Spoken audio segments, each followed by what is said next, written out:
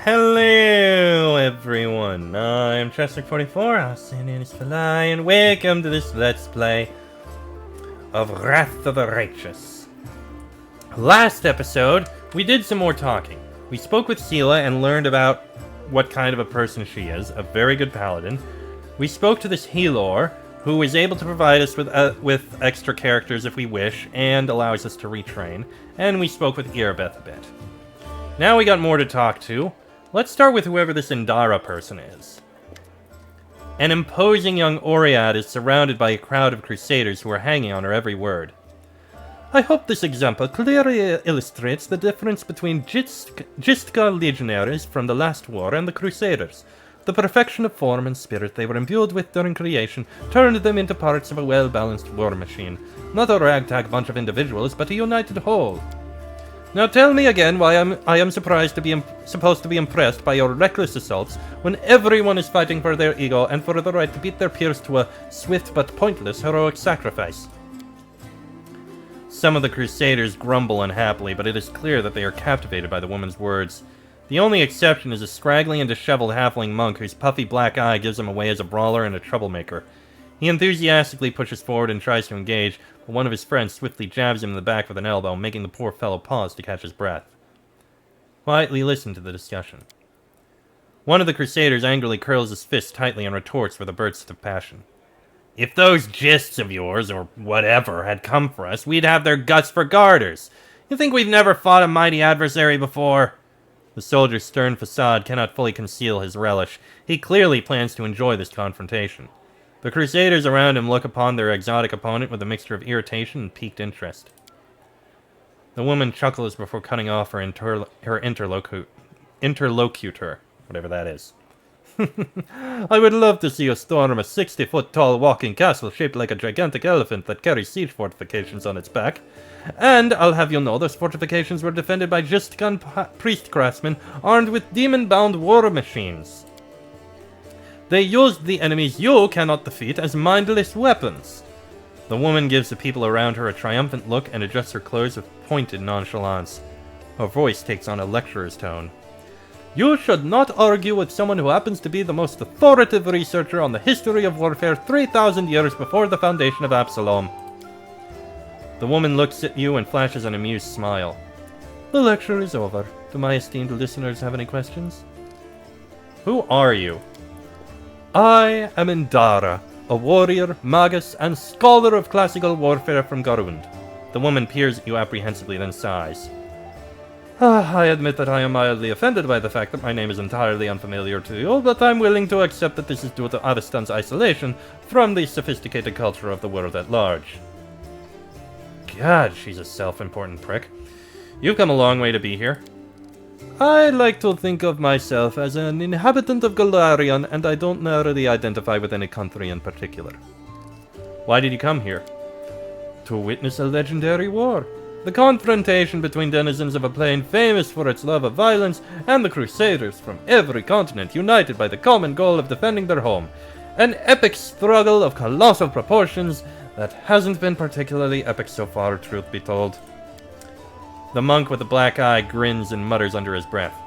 Maybe she just can't see it from here. The view will get way more epic if she stops hiding among us and takes a walk outside. The woman smirks contemptuously. She does not deem the monk's words worthy of comment. Looks like you know more about warfare than any of us. Oh? Am I hearing things, or did someone finally acknowledge my competence in the art of warfare? Perhaps there is a sufficiently open-minded person among the Crusaders after all. I find myself pleasantly surprised. So why don't you join the Crusaders and show them how fighting should be done? No. I am a historian, an analyst, a theorist. Do you know what these three words have in common? They describe a mortal woman who does not participate in the conflict upon which her thesis will be founded. But then again, I will hardly be able to describe this mess as anything other than a feeble likeness of the last war of Gistka. The monk with a damaged eye grins slyly and comments, The more dangerous the upcoming scuffle is, the more motivated we are to find clever and pretty words to justify not actually doing the fighting. What is this last war you mentioned? The last war of Gistka, of course. A large-scale conflict that took place 3,000 years before the foundation of Absalom. It was a war against the Osirian pharaoh of the Forgotten Plagues, the war that ended the legendary Gistka Imperium. An epic struggle that became the most vibrant page in military history. Alas, all conflicts that followed were but a pale shadow, including the one I am witnessing here. Why do you find the last word Gistka so inspiring? Imagine legions of golems imbued with extraplanar spirits marching into battle. Imagine flying cities that swoop out of the clouds like terrifying monstrous birds of prey to drop forces on top of enemy castles. Picture gigantic mechanisms powered by captive and very angry demons and devils. Imagine standing in the warpath of walking citadels or having to cover your ears to block out the sound of cannons loaded with shrieking elementals. Finally, imagine the ultimate weapon that defeated the Gistka, the deadly Night Plague. This affliction was an attack dog, a trained epidemic, a tamed pestilence, striking only those who its master wanted to kill. Imagine all these terrors and understand that no flight of fancy can even come close to the horror of the nightmares that they made real. And how do you know so much about it? I can say without false modesty that there is no more authoritative researcher on Galarian when it comes to the history of warfare 3,000 years before the foundation of Absalom. I've dedicated my whole life to this subject. I've personally visited old battlefields and studied the most mysterious and forbidden archives containing chronicles of ancient wars, sometimes risking my life in the process. I saw a fallen sky city of the Shori Empire with my own eyes. I ripped out the control crystal from an exterminator-class combat golem that guarded a Gistka laboratory with my own hands. These fingers held the glass flask that the servants of Pharaoh of Forgotten Plagues used to create the first generation of pestilence that devastated the Gistka Imperium. How do I know so much? I saw and touched everything I am telling you about. That said, you're wrong to treat the Crusaders with such disdain. Allow me to explain. A debate? Oh, I will be happy to prove that the current conflict can't hold a candle to the last war of Gistka. Very well. The last war of Gistka was waged using a significantly greater number of troops. Both sides actively relied on reinforcements from allied planes, and their strategic planning was perfected through no fewer than 7 rounds of intensive design. None of the above applies to this war of yours. Compared to the Gistka, we are but stone club wielding kobolds. I would like to conclude my thesis with a few words of wise counsel from Dagon, an advisor to the Pharaoh of Forgotten Plagues. I doubt you will comprehend the true genius of his statement, but here it is nevertheless. A gadfly sees the ox pays no heed to the gadfly, but crimson fever takes them both. We can either do that one, which has a +6, or... Let's see, the events of the past are shrouded in legend, but the fate of the world is being decided here and now. That is what you fail to grasp. Or... the principles of war are always the same. Weapons, causes, and resources may change, but the foundations remain immutable. While I am more skilled at diplomacy, I kind of want to get this done. Let me give this a try. I succeeded. Indara's eyes display frustration as she hears the audience, clearly impressed by your argument, murmuring approval. There is logic in your words, I give you that. Yes, the concept of war does not change, but the degree of sophistication in the methods that we use to destroy our foes... The woman stops, realizing her words, no matter how ostentatious she makes them, no longer have the power to captivate the audience. Indara offers a pretentious dismissal. As a scholar, I cannot deny that there is a certain truth beneath your skeptical statements. History is a complex discipline rooted in fact and an evidentiary base that grows ever more meager the farther the described period is from the present moment. Of course, if I were to argue in bad faith, the way Crusaders embellish their tales of slaying a single Brimarack by adding a dozen Baelors, for example, I could win this debate. But I am above such things, and therefore I'm forced to admit that your skepticism is not entirely without merit. Sure you are. Have you changed your mind about joining the Crusaders? I don't see the point. You Crusaders appear to be quite confident in your skills. If nothing else, you've presented your arguments to me with extreme confidence. Indara unbuckles her sword belt and hands you the weapon. This is a worthy blade. It will be of use not only for the strong, but also for the wise. And this is where I bid you farewell. Before the end of the day, I was planning to observe how winged demons use pack tactics to drive their prey like herds of livestock. It is about time I got back to my research. The hint of a smile graces Indara's lips when she sees disappointment in the eyes of many crusaders around her. Stay safe.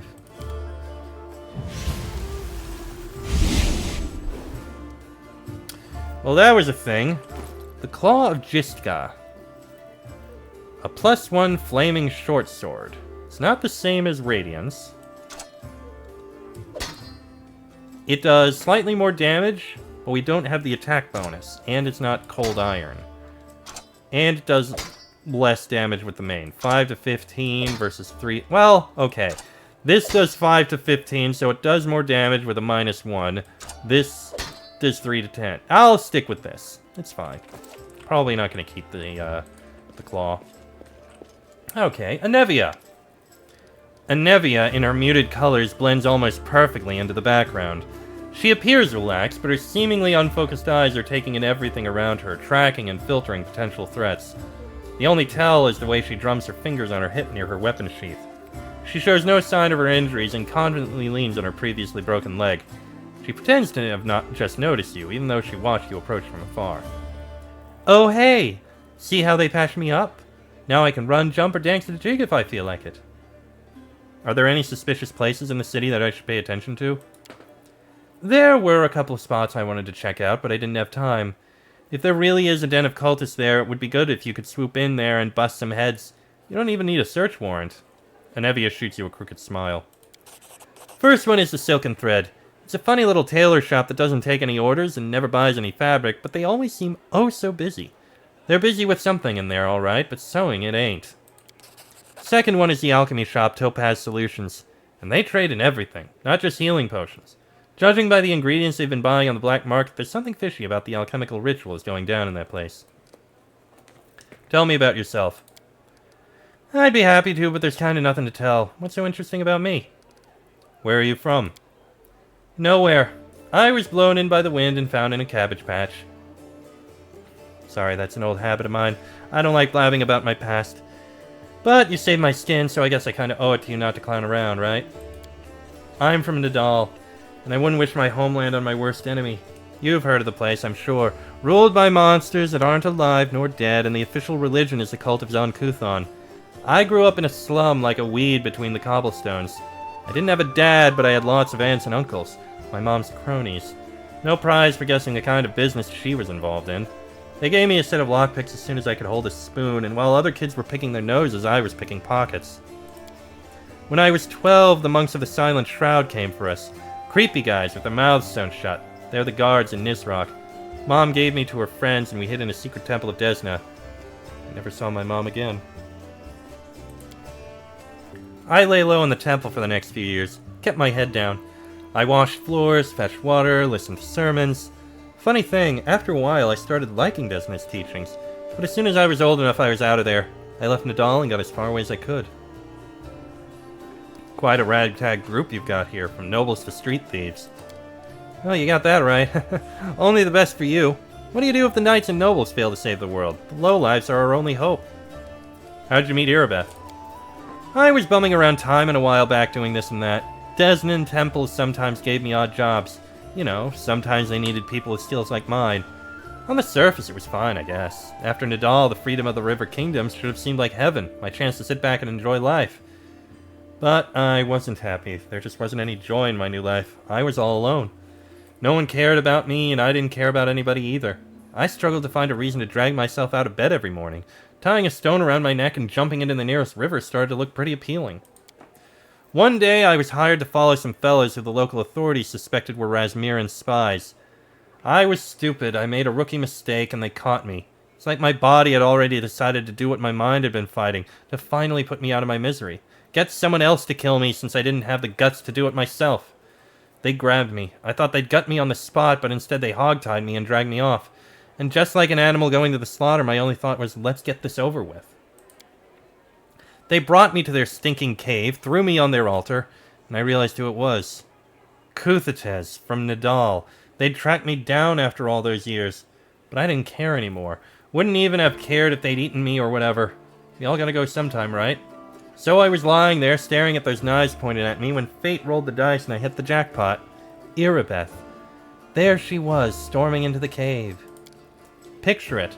I'm lying on an altar with all these knife-wielding maniacs around me, and suddenly Erebeth storms in. I thought it was Iomade herself, fierce in her shining armor with her gleaming sword raised. She made quick work of those scumbags, chopped them up just like that. I didn't even have time to blink. She untied me, and then... She looked through the papers they had on the table, and she started swearing like a sailor. So much for Iomade. How did you and Erebeth end up in Canabras? After almost becoming a human sacrifice, I knew I never wanted to leave Erebeth's side. Desna knows I fell for her instantly, and I fell hard. My misery was gone, and when Erebeth showed me what was in those papers, proof that the cultists had a nest in her home city, well, I offered to help without a second thought. She must have figured I couldn't wait to get my revenge on the cultists. But I didn't give a damn about them, it was her. I'd go anywhere with her, even on a crusade or into the jaws of a dragon. But I took to life in Canabras like a duck to water. I used to be an outcast wherever I went, but half of the Crusaders are the same. After all, who'd volunteer to tangle with demons on the edge of the abyss? You gotta be either a goody two-shoes with too much honor and free time, or a misfit with no life out in the normal world with normal people.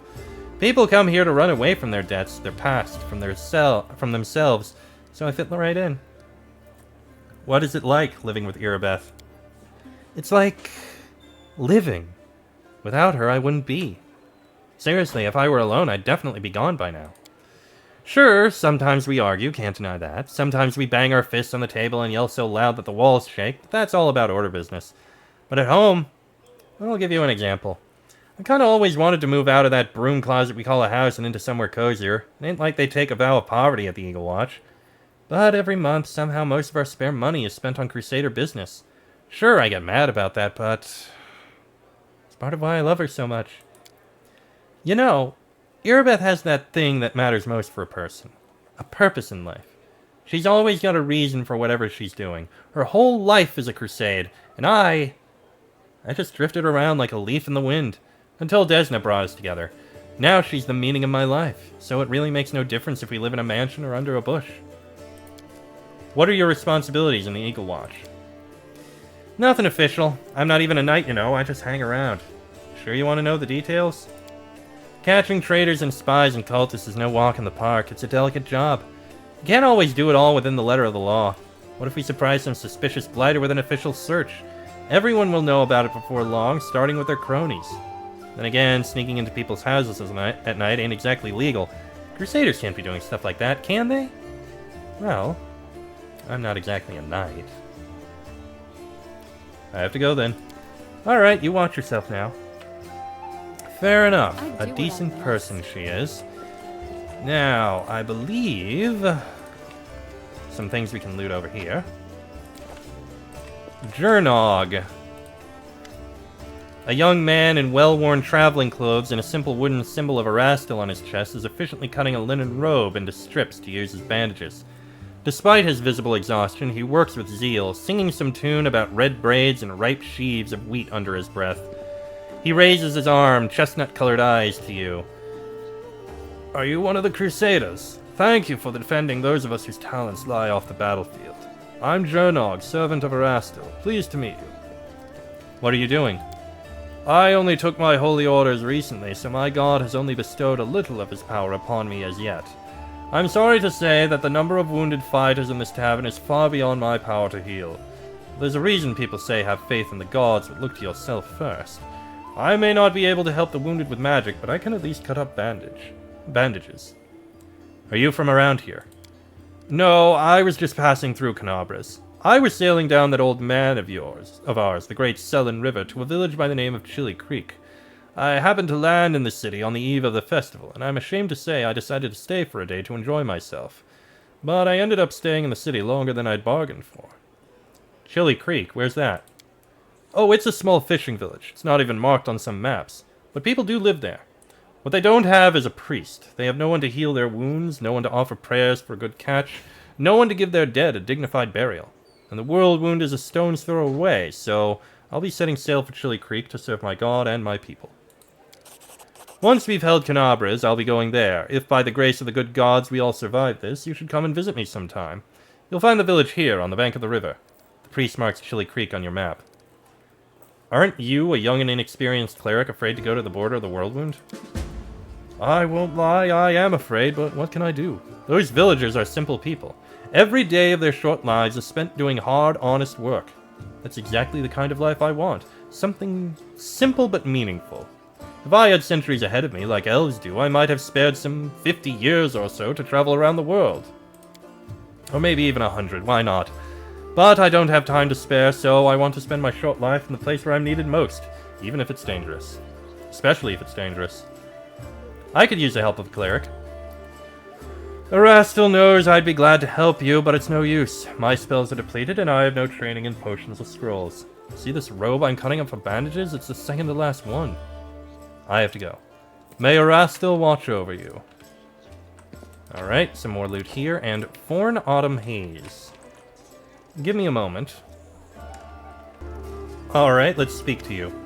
A tall, fragile-looking elf sits in front of you, eyes closed. He is pale as a ghost, his arm wrapped in a blood-stained bandage. You spot other bandages on his body under his clothes, but even in such a miserable state he manages to keep calm.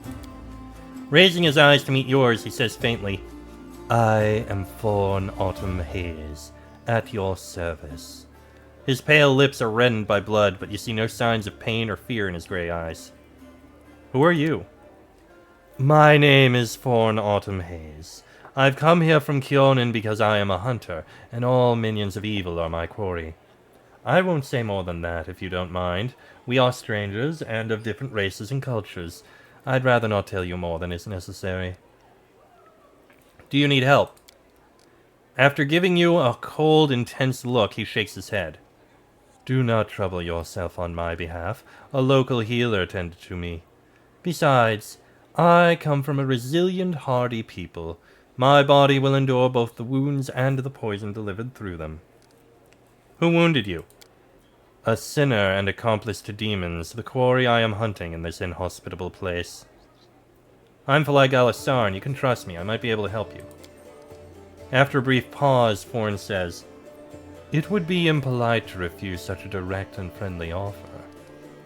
Who is your quarry here in Mendev? I was hunting a fugitive, a Descarite by the name of Kaelessa. It pains me to admit that there are heinous malefactors such as her among my noble kind. I managed to catch up to her in Canabras, and I wounded her. Then demons appeared, and the city was engulfed in flames. I was injured in the battle that ensued and couldn't free her soul from its service to her dark masters. He expresses no anger or hatred as he speaks, only compassionate sorrow. I'm sorry for your misfortune. I hope things will turn out differently next time. There is no need for pity. Our ancient kind is blessed with great longevity. We gain a deeper understanding of the world than other races, and we learn our lessons better than anyone. That goes for learning from our mistakes as well. I survived, which means I will be more prepared when next we meet. I wish to aid you in your hunt. Forn covers his eyes wearily. I thank you, but this is my mission, and I'm used to facing all manner of terrors on my own. I do appreciate your willingness to help. If you happen to meet Kaelessa, take caution. She has turned many innocent souls to the path of evil, and darkness has rewarded her with many gifts. Her appearance alone will tell you that. It is warped. The agate skin, the malicious stare of her blood-red eyes, the bestial teeth. She's more monster than elf at this point. What does she look like again? I am not likely to make this roll.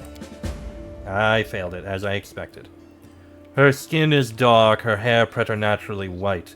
Her red eyes can see perfectly in the dark, which to my dismay I've come to know from experience. But bright light causes her kind pain. I used an alchemical powder that explodes in a dazzling flash, and she cried out as if I had stabbed her.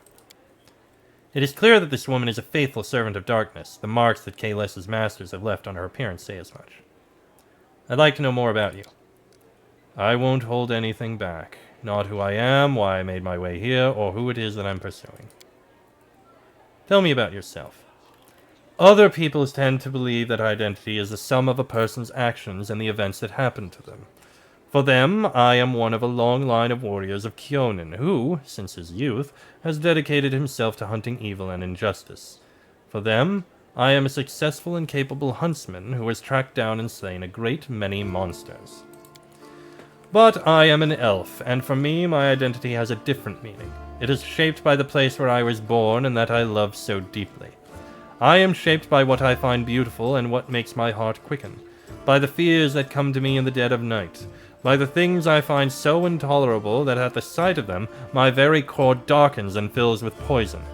Thus, to tell you who I am, I would require many days and much candor, which is more than you and I have at our disposal. Why did you choose to be a hunter of evil? Because I am the son of a noble and proud nation. We are sometimes criticized for our arrogance, but no one dares doubt our honor. When a crime is committed, we cannot turn a blind eye. If we were to abandon our obligation to oppose evil, if we were to surrender this obligation to other races, we would also relinquish our preeminence. Remind me who is the quarry, refresh my memory about Kaelessa. Alright. I have no more questions. I have to go. Good fortune to you. And now, the only other thing we have left here is the basement. But there will be some more of something happening there. So, I am going to end this episode here. Maybe a few minutes short, but that's fine. Next episode, we go down to investigate the basement of this place and see what's in there. Till then, I am Chestic44, also known as Fly.